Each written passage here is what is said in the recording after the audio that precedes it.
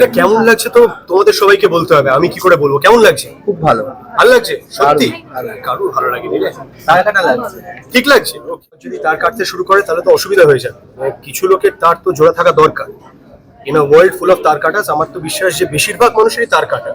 তার মধ্যে কিছু এমন মানুষেরও খুব প্রয়োজন যাদের তারটা এখনো জোড়া লাগা আছে, আমার অন্তত সেরকম। জীবনে প্রথমবার বোধহয় আমার তার কাটলো সেটা, বাট একজন প্রডিউসারের প্রচুর দায়িত্ব, প্রচুর রেসপন্সিবিলিটিস, প্রচুর প্রেশার। অভিনেতা হিসেবে কাজ করার সময় এই সবটা আমরা দেখতে পাই না, বুঝতে পারি না। আমি একটু আগেও বলছিলাম যে যদিও আমার সঙ্গে অভিনব ছিল, ওর এক্সপিরিয়েন্স আমার খুব কাজে লেগেছে। We share the responsibility together.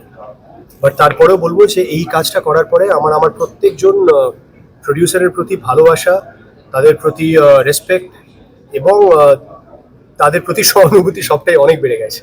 আচ্ছা বিক্রম, তো তুমি রিয়েল লাইফে কতটা টার্গেট? আমি না, রিয়েল লাইফে একদমই তারকাটা না বলে আমার মনে হয়। আমি একটু আগে বলছিলাম তারকাটা মানুষরা খুব ইন্টারেস্টিং হয়, খুব এন্টারটেইনিং হয়। আমি খুব বোরিং, সুতরাং আমার তো তার কাটা নয়, আমার তারটা জোড়া। এমন কোন ইনসিডেন্ট আছে যেটা করার পর বন্ধুরা বলেছে যে তোমার তো পুরোপুরি টার্গেট? এই শুটিং এর সময় 100 বার বলেছি।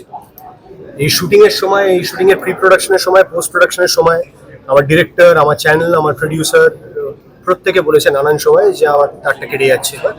আমি সেটাই বললাম যে প্রবলি জীবনে প্রথমবার প্রডিউস করতে এসে বোধহয় আমার তারটা। অভিনব আমার ছোট্টবেলাকার বন্ধু, আমার কো প্রডিউসার এই সিরিজে। আমি আর অভিনব পাশাপাশি বাড়িতে বড় হয়েছি। দীর্ঘ 36 বছরের বন্ধুত্ব আমাদের। We have been friends for 37 years, 37 বছরের। তো আমার দেখা সব থেকে তার কাটা মানুষগুলোর মধ্যেও একজন। লোকে তো সামলাতে হচ্ছে এত বছর ধরে।